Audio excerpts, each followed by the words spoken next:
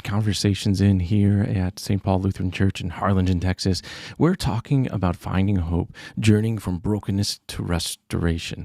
Now, using this as a guide, we're using this fabulous guide written by the one and only Heidi Gaiman through CPH, Concordia Publishing House. She published this incredible book about finding hope. And we've been in a series now for 2 weeks talking about it in our messages and having opportunities to have conversations in small groups and in families with somebody else, just talking about the brokenness that we experience in this life, in this world. There's all different types of brokenness. There's the brokenness of the world around us, and we can see that for many of you watching this. You don't experience it firsthand, the brokenness we're seeing in places like Haiti or what's going on in Afghanistan, or maybe the wildfires, all these different things that happen in the world outside of us. But there's also that brokenness that's inside of us, that brokenness that comes because of the fall, because of sin. And many times when it comes to brokenness, we want to hide it. We want to cover it up. We want to just pretend it will go away, that time will heal all wounds. Well, time really doesn't have any healing properties or abilities. Sometimes time can help us cope better, but when we come to healing those wounds of brokenness and heading towards restoration, we need a person to do that. We need a person to do that for us and to give us that hope, and that's that person and work of Jesus Christ. And so we just got in, and I wanted to make sure, that's why I'm jumping on today. We just got more of these books in, and I know it's been an awesome help to you.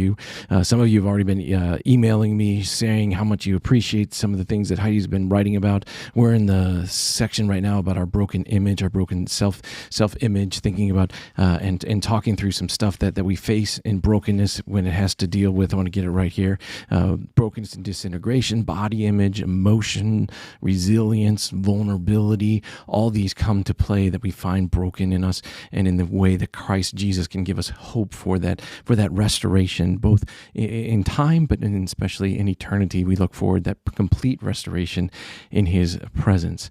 Now, I want to mention that we got them back in stock because we ran out of them completely, but we got them here. You can pick one up at the church. You can message us, let us know, and we'll be glad to get one to you in your hands.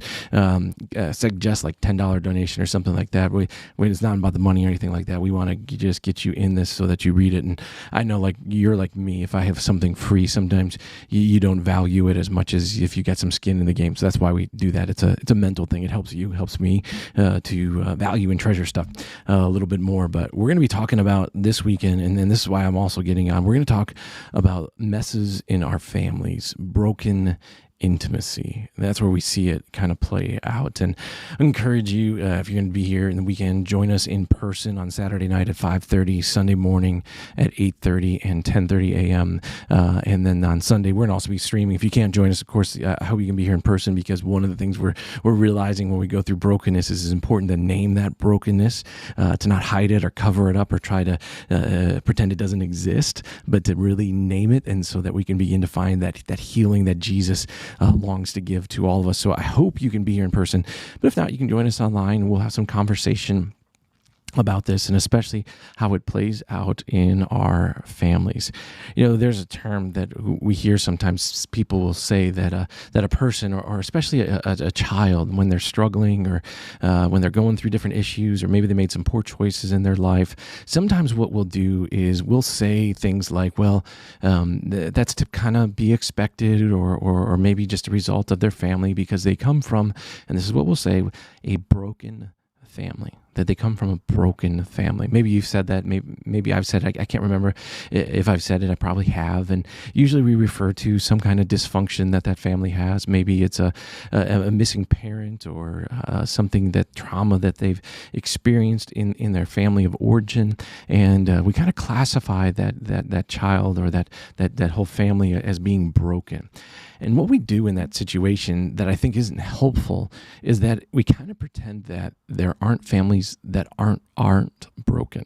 Like that there are like that good family, or that normal family, or whatever word we might use to describe it. I hear it sometimes that people, and here's why it's important. When we don't realize this, that all of us are broken, that all families are broken, that when we feel the brokenness in our own family, we don't always address it. We don't always talk about it. We don't always seek healing and restoration and mercy and grace and forgiveness that Christ has for us, because broken families are other people's families.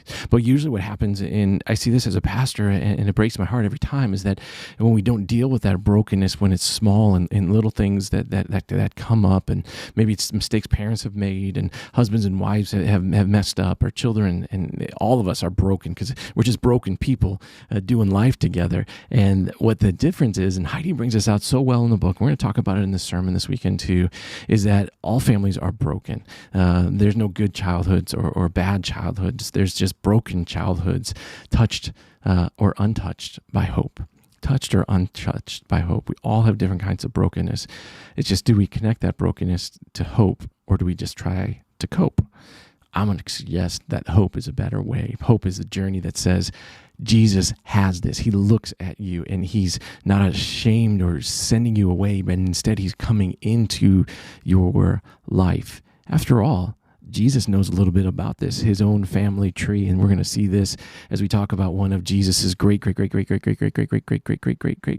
grandfathers this weekend, and his own struggles when it comes to his relationship with his wife or wives, some brokenness with his sons and daughters, and unresolved conflict and how that all plays out. We're going to spend some time talking about David and Absalom, an incredible story from 2 Samuel, and seeing in that not something that we want to just simply compare ourselves to, because as we talked this past week, comparison is horrible. It is cruel. It is evil. It's from the devil, because when we compare ourselves to like other people or other families, and that's how we kind of relate, is like, well, at least I'm not going through that, or at least I'm better than that, and we kind of have like this pecking order, and that's not helpful. That doesn't bring healing. That doesn't bring hope. That doesn't bring restoration. It just brings a little bit of positivity that might make us feel good in the moment, but doesn't bring the restorative power that mercy and the grace of forgiveness found in Jesus Christ can bring. So we're going to take some time. We're going to talk some more about that this weekend, and encourage you, if you're reading along with us in this journey, we're going to try to finish that first section, Broken Identity, the first kind of 60 pages of the book. If you haven't been through it yet, it's a pretty quick read. You probably read each little section in 5 to 10 minutes a day, and find in each section something that will help you wrestle with and name the brokenness in your life, and maybe help someone who you love, who's dealing with some brokenness and need somebody to come beside you, because we're created for community. We're created to do life together. We see that way back in Genesis in the garden. It's not good for man to be alone, and we need one another. And so my encouragement is, as we journey through the series, that you can name that brokenness, and you can find in Jesus that first step towards healing and towards wholeness that he can bring. And join us this weekend. We're going to talk about messes in families, broken intimacy. And if Jesus can deal with this one, it is a big one. And let me just share one real quick quote from the book. And this is from page 77 let me put it up there. There we go. Page 77, Heidi writes these words: "As long as we exist in a broken world, brokenness will reside in families. Our families are imperfect. Some of our families are incredibly, horribly, devastatingly, destructively imperfect.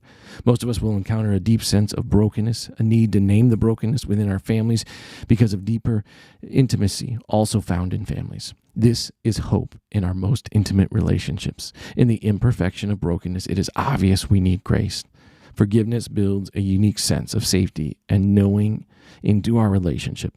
At its core, family is a place of relationship where we can glimpse God's unconditional love in a very conditionally minded world." And that's from page 77, Finding Hope from Brokenness to Restoration by Heidi Gabin. Now, if you don't have a book, you can pick one up. It's on Amazon. It's on Kindle. It's also probably on the publisher's website, cph.com, or you can let us know, and we'd love to put one in your hand. You can stop by in the office. We got more copies in, ran out of all those. And so we want to just encourage you in that as we journey along here, we're going to name our brokenness. And as we do so, we name it not because of shame, not because of guilt, but we name it because in that naming, we can find healing and hope in the name of Jesus. So hope you join us this weekend. We're going to talk about broken intimacy, broken families, and how we all are a part of those broken families. And the difference is, will our family be touched by hope? I hope yours is. and I hope to see you real soon. God bless you on your journey. If there's a way we can help you, if there's a way we can come beside you in our ministry here as our staff or as our Stephen ministry, or soon to start next week on Wednesday night will be a ministry to help those of you who have gone through are going through the brokenness of divorce. Divorce care starts up here at St. Paul Wednesday night. You can find out more about that too if you're interested in that. That's going to be a great opportunity to find mutual encouragement and support on our journey of restoration, join to Jesus and join to community with one another. May God bless you on that journey, and I hope to talk to you soon. And if you want to reach out to us, let us know how we can help you take your next step in your journey towards restoration, to come beside you. You can comment, call, let us know, message us, however you can, because that hope that Jesus has for you, we want you to have so that you can share that hope with others as well. God bless you on your journey. We love you. We're praying for you.